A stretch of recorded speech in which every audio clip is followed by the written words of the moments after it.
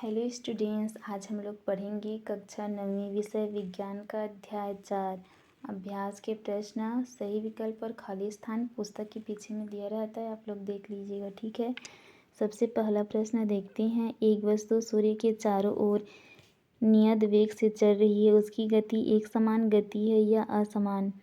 उत्तर है उसकी गति असमान गति है, क्योंकि गति की दिशा बदल रही है। केवल सरल रेखा में नियत चाल प्रति वेग से गतिशील वस्तु की गति एक समान होती है। प्रश्न दूसरा है, एक वस्तु का विस्थापन समय ग्राफ नीचे दिया है, उसके वेग के बारे में आप क्या परिणाम निकालेंगे? उत्तर है वस्तु विराम अवस्था में है, गति की अवस्था में नहीं, क्योंकि उसकी स्थिति समय के साथ बदल नहीं रही है। चूँकि ग्राफ में सरल रेखा प्राप्त होती है, अतः संबंध गति एक समान गति है। प्रश्न तीसरा है, एक वस्तु का स्थिति समय ग्राफ अक्ष के समांतर सरल रेखा है, उसकी गति के बारे में आप क्या कहेंगे? उत्तर है वस्तु विराम अवस्था में है, गति की अवस्था में नहीं, क्योंकि उसकी स्थिति समय के साथ बदल नहीं रही है। ग्राफ बना लीजिएगा। ठीक है।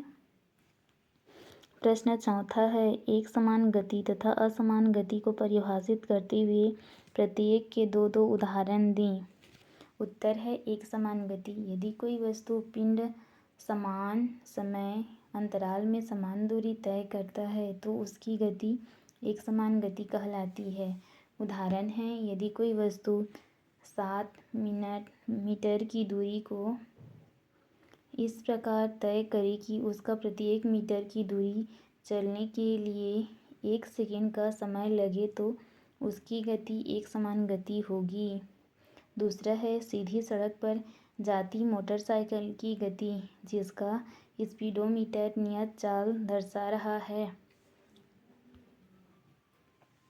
असमान गति, यदि कोई वस्तु समान समय अंतराल में अलग अलग दूरी तय करता है अथवा समान दूरी तय करने में अलग अलग समय लेती है तो उसकी गति असमान गति कहलाती है। उदाहरण है, यदि कोई वस्तु 5 मीटर की दूरी को इस प्रकार तय करती है कि वह प्रत्येक मीटर चलने में पृथक पृथक समय ले तो उस वस्तु की गति असमान होगी।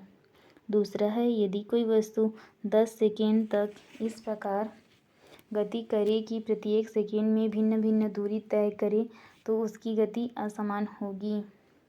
प्रश्न पाँचवा है, गति के तीनों समीकरण लिख करके उसमें प्रत्येक संकेतों को अर्थ बताइए। गति के तीनों समीकरण निम्नानुसार हैं।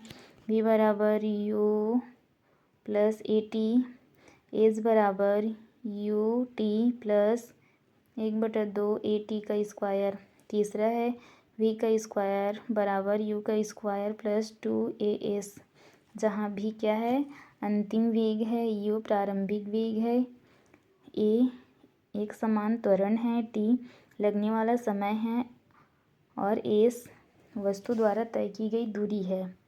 प्रश्न छठवां देखते हैं। एक एथलीट वृत्तीय पथ पर जिसकी त्रिज्या 7 मीटर है का एक चक्कर 44 सेकेंड में लगाता है तो 1 मिनट के बाद वह कितनी दूरी तय करेगा?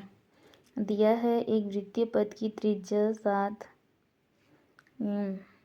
एक चक्कर में लगा समय बराबर 44 सेकेंड। ज्ञात करना है एथलीट द्वारा 1 मिनट में तय की गई दूरी। वृत्तीय पथ बराबर 2 म्यू 2 RR बराबर 2 गुणित 22/7 गुणित 7 m बराबर 44 m। 44 सेकेंड में एथलीट दूरी तय करता है 44 मीटर, तो 1 सेकेंड में एथलीट 44/44 बराबर 1 m दूरी तय करेगा, चूँकि 1 मिनट बराबर 1 गुणित 60 बराबर 60 मीटर दूरी तय करेगा। प्रश्न सातवां है, ग्राफीय विधि से गति का द्वितीय समीकरण h बराबर ut प्लस 1/2 AT² व्युत्पन्न करें। उत्तर है एक समान त्वरित गति में वेग समय लेखाचित्र ग्राफ है ना का समय अक्ष से घिरा क्षेत्रफल परिलिखित किया जाता है, जो कि विस्थापन के परिमाण के तुल्य होता है। लेखाचित्र में ग्राफ दिया हुआ है और उसका समीकरण दिया हुआ है, आप लोग देख लीजिएगा, ठीक है। प्रश्न 8वां है, नीरज गाड़ी से स्कूल 20 किलोमीटर प्रति घंटे की औसत चाल से चलता है। उसी रास्ते से लौटने के समय वह भीड़ कम होने से उसकी औसत चाल 30 किलोमीटर प्रति घंटा है। पूरी यात्रा के दौरान नीरज की गाड़ी की औसत चाल क्या है? ये भी गणितीय है, इसका उत्तर ठीक है, आप लोग देख लीजिए।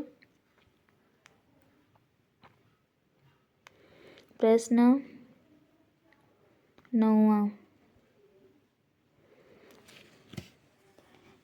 एक 20 m ऊंची मीनार से एक गेंद को गिराया जाता है। यदि उसका वेग 10 m प्रति s² के एक समान त्वरण से बढ़ जाता है तो वह जमीन पर किस वेग से टकराएगी? उसे जमीन से टकराने में कितना समय लगेगा? उत्तर है दिया है, मीनार की ऊंचाई s = 20 m, त्वरण 10 m प्रति s², गेंद का प्रारंभिक वेग u = 0 है।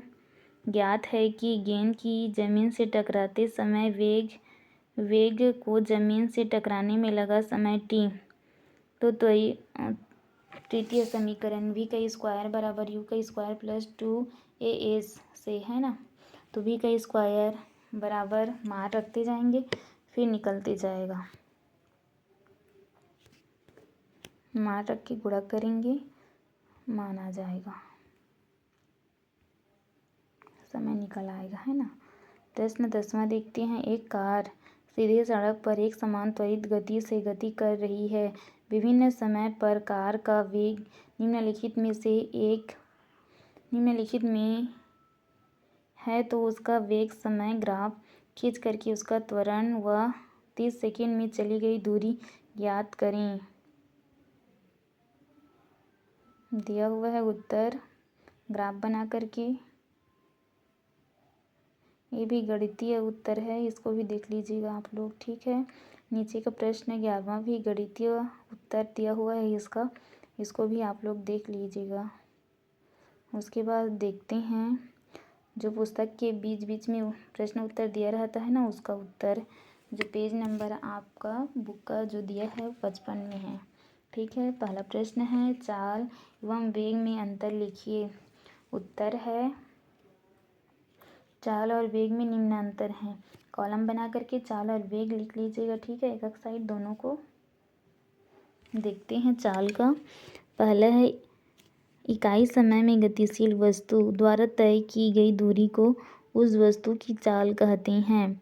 वेग तरफ लिखेंगे, किसी निश्चित दशा में इकाई समय में गतिशील वस्तु द्वारा तय की गई दूरी को उस वस्तु का वेग कहते हैं।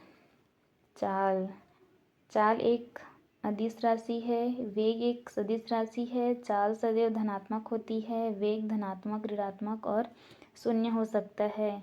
चालों का वेग तथा व्याख्यान अदिश योग नियम से किया जाता है।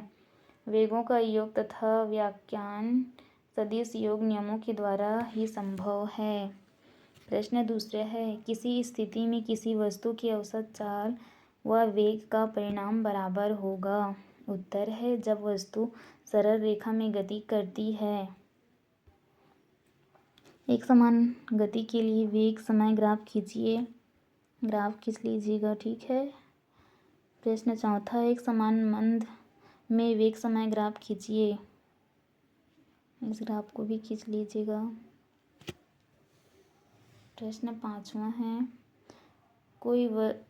कोई कार समान रूप से त्वरित होकर के 18 km प्रति से अपना वेग अपना वेग 36 km प्रति घंटे में कर लेती है तो उसका त्वरण तथा उसके द्वारा तय की गई दूरी ज्ञात है। गणितीय समीकरण है, बना लीजिएगा। ठीक है।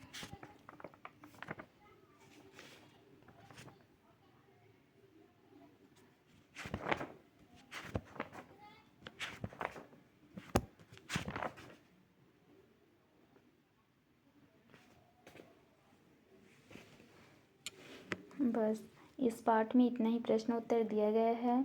तो ऐसे ही यूज़फुल हैंड राइटिंग नोट्स के लिए चैनल में बने रहिएगा। Thank you for watching. मिलते हैं अगले वीडियो में।